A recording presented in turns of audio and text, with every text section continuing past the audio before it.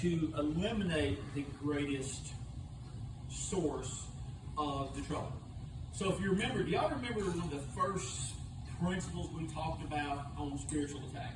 And it had to do with tithes and offerings, and it had to do with taking care of the church, right? Why? Because first thing, most obvious, let's just ask this question. Who is attacking you? Okay? Or is it an attack, or is it discipline?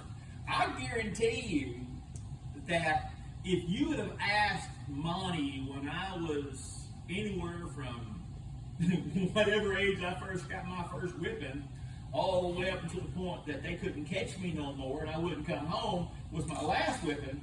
But between that point, anytime I made my mama or daddy mad at me enough when I got a whooping, I would guarantee you, I would have told you, and I did try to scream it, but every time I screamed that they were abusing me, I got whipped harder. I remember Mama telling me, I'm going to call the cops on you. She said, good, they can have your blank. And she was sincere. She didn't care.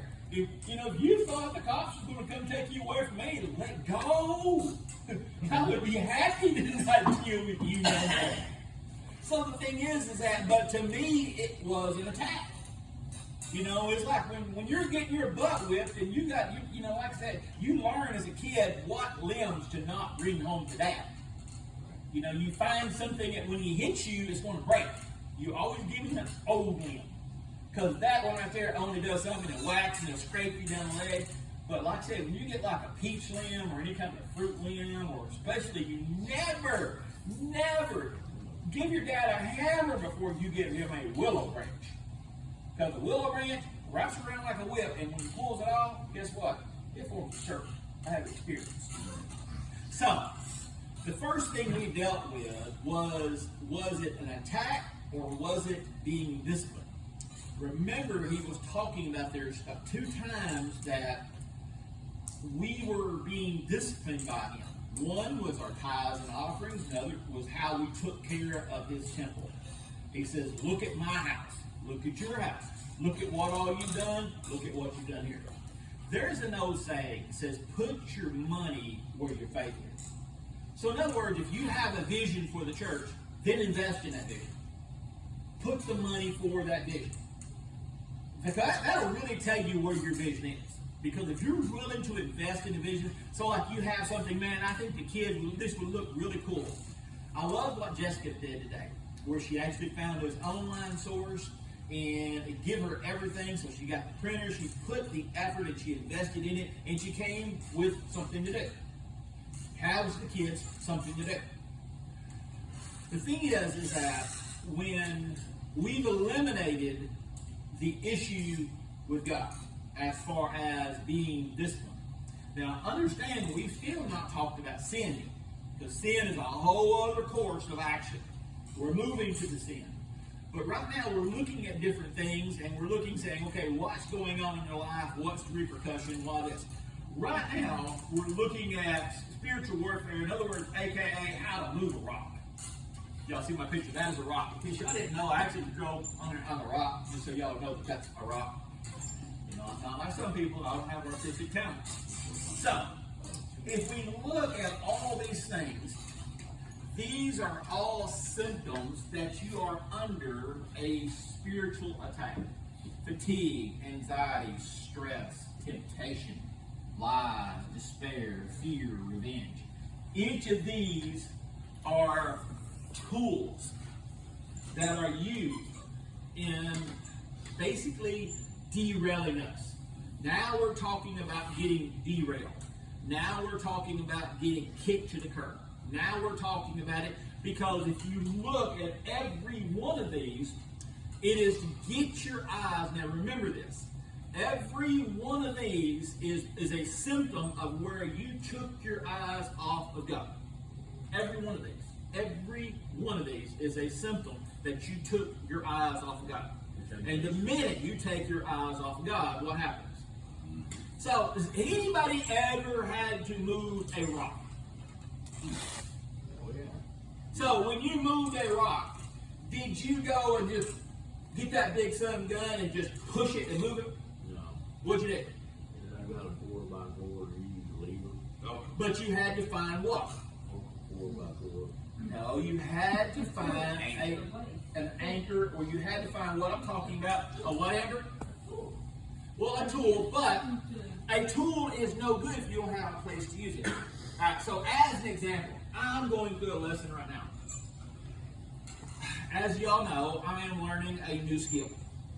And I found areas. So one of the areas that I got attacked here recently is I do not do the teardowns.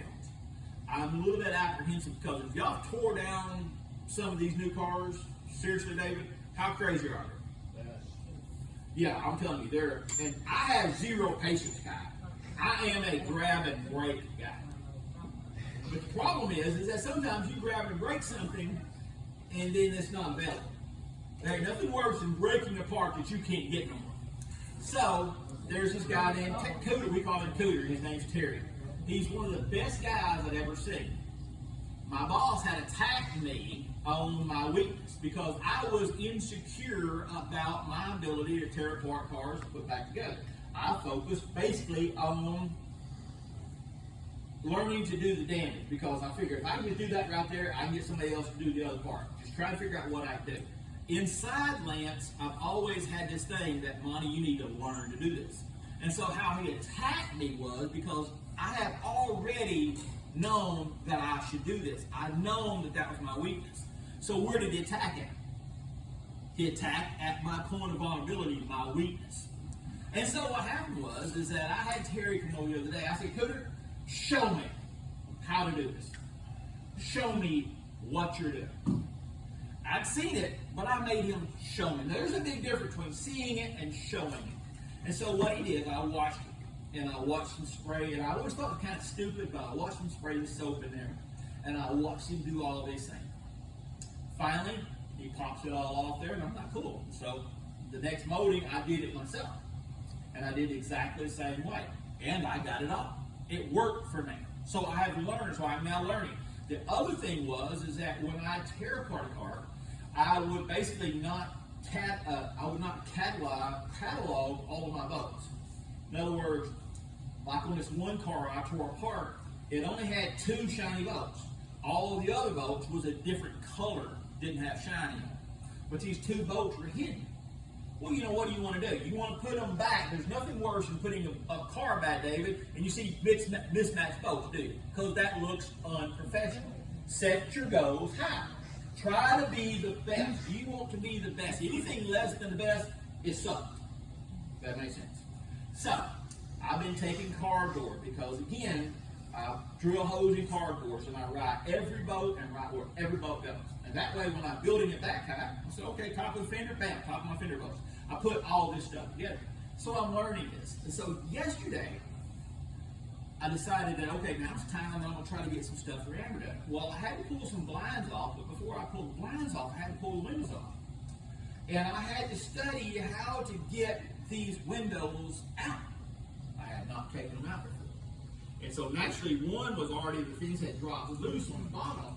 And then I looked at it on the bottom, and so this one popped out. But the problem is that it popped out because it was already loose. I can't figure out how to get the other one out.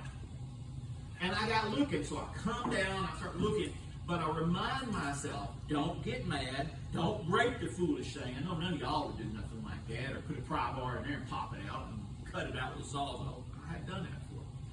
And so I happened to look, and I was looking at all the clips and how everything worked. And then I noticed on this one window, these little ears had popped out at the top. Little clips. And so I looked on the other side and they weren't popped out. Then I realized what them clips did. Them clips allowed it when the track came up to separate the track because it was hidden and the wet pack come out. Well, I'm trying to do all this stuff and I'm reminding myself, think about your lessons. Think about your lessons.